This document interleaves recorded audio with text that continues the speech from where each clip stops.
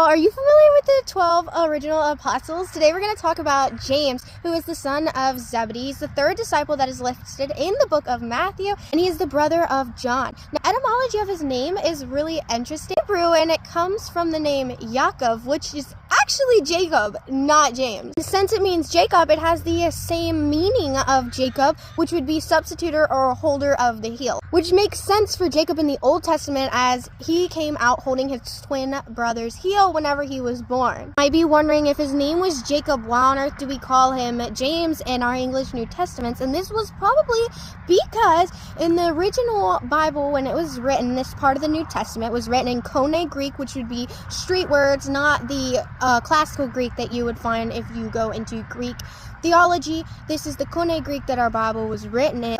And the reason that we go from Jacob to James is probably because since this was written in Koine Greek, and this was during the time when the Greeks were going around conquering and creating a big empire. So all these languages were getting mixed. We had a little bit of Latin, a little bit of Koine Greek, a little bit of classical Greek. We had some Hebrew mixed in there and a few other languages. And there wasn't a need for an English Bible until way later after the Greek Empire fell, and we fast forward to the French government and Britain. They started speaking English and needed an English Bible, but it was actually illegal for them to print the English Bible, which is a whole nother topic, and it is beyond what I'm talking about in this video.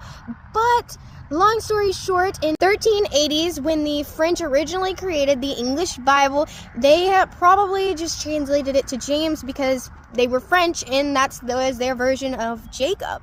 So that's just a little bit to think on.